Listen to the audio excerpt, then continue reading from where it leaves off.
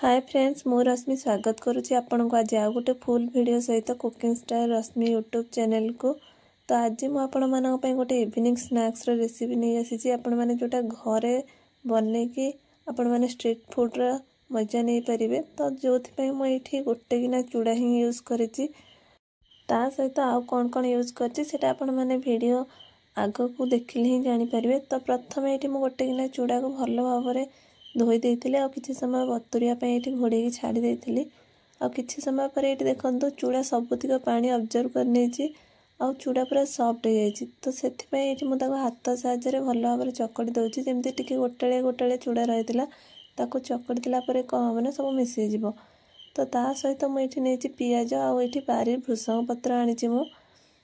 तो ये भृषंग पत्र को मु छोट छोट कर काटिकी पकई ता सहित कंचा लंका नहीं आउ 2 ରୁ 3 चामच ये मु बेसन नहीं ता सहित ये मु गोटे चामच चाउल चूना नहीं। चाउल चूनाटा टिके क्रंची फ्लेवर देव।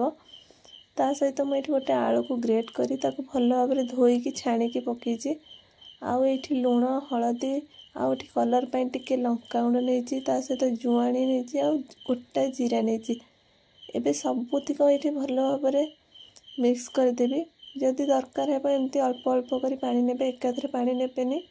तो अल्प अल्प कर ये पानी नहीं हाथ साहाय्य एमती देखो भल भाव में मिक्स कर दौची आ गोटे परफेक्ट मिक्सचर मोर रेडी हो जाती बरा छाड़ापी। आपण मैंने बिरी बरा आउ सुजी बरा तो एमती बहुत खाई सारे। तो यहीटा गोटे थर बनातु बहुत ही टेस्टी लगे यूनिक लगे आ खावाई समस्ते बहुत ही पसंद करेंगे। तो ये देखो मोर परफेक्ट मिक्स गोटे रेडी हो एबे मुझे कड़ाई बसई दूची आ कड़ाईटा टिके गरम है ये मु ऑयल नहीं छाड़ापी। तो ये एबे देखो एमती गोटे छोट प्लेट नहीं आपण मैंने हाथ साहाय्य बनईकि बरा छाणी पारे किंतु टिके भल देखा एमती गोटे प्लेट नहीं आउ प्लेट्र मझे एमती गोटे छोट कणाटे कर दूची जोटा कि लुक भल आसो आ परफेक्ट दुकान बरा भली लगे। तो ये देखो मु फास्ट एमती गोटे बनई देती। तो तापर ये मु सेकेंडटा आउ गोटे बनईकि देखेबी सामान प्रोसेस रे सेमती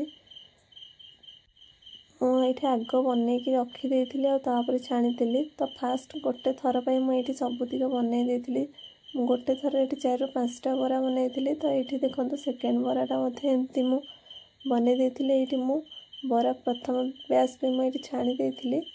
तो ये मु 4टा बरा नहीं फास्ट टाइम छाड़ापी। आपण मैंने आप तेलर क्वांटिटी अनुसार बरा ने। तो मुझे कम तेल नहीं तो ये कम बरा छाणी। तो ये मु 4टा बरा प्रथम ये छाणी देती टिके बरा गोटे पट गोल्डन कलर आसला ये मु आर पटा उल्टे दूची। तो एमती एपट सेपट कर 2 पट भल भाव में मु छाड़ापी रेडी छाणिकी रेडी कर देती। तो ये रखीदी प्लेट जो थे मु बराटा छाणिकी रखी। तो ये देखो मोर फास्ट थर बरा रेडी होता आम ये आपण देखा बरार कलर कौ भाई आसी पूरा देखा जाऊँ जमा भी जना पड़ोनी तो आम चूड़ारे बनईचे बोली पूरा तार लुक देखिपे केते बढ़िया देखा जाऊँ खाइले बहुत टेस्टी लगे।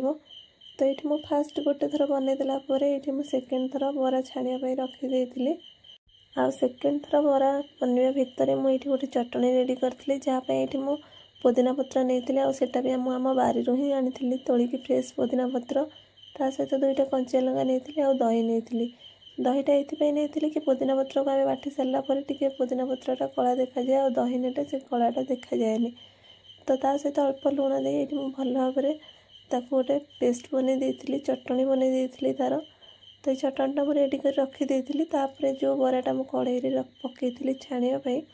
तो से बरा रेडी होता एबे मु एटा को छाणिकी रखीदी ता सहित आउ जहाँ भी थिला मिक्सचर मोर तो सबुतिक ये मु छाणिकी रेडी कर देती खावाई। देखो यहाँ पूरा सबुतिक बरा मोर परफेक्ट बनी। तो ये मु सबुतिक बरा छाणी देती तापर एमती मु देखो सजई देती जेहेतु टिके खाइबाठू आमर प्लेटिंगटा भल रहा दरकार। तो ये मु पुदीना चटनीटा आनी बरा मझे रखीदी आ देखो केते सुंदर देखा जाउची। एमती चटनी सहित बनातु नचेत खाली सॉस सहित आपण मैंने खाई परिबे। आ जदि पुदीना पत्र अच्छी कि धनिया पत्र अच्छी कि टमाटर चटनी आपण मैंने बनई खाईपर नचेत किसी ना भी केवल आम जो बीट लुण आसूसी से खाइबे पूरा टेस्टी लगे। तो ये मोर बरा और चटनी पूरा रेडी हो जाता। एवं मुझे गोटे ये फांकी देखा कौ भाया आसी। तो ये देखूँ बहुत ही बढ़िया बरा बनी। आपण मैंने निहाती भाव गोटे थर ट्राए करूँ। और जदि भल लगी ताले मो चैनल को लाइक शेयर और सब्सक्राइब करूँ। एवं रोचे धन्यवाद।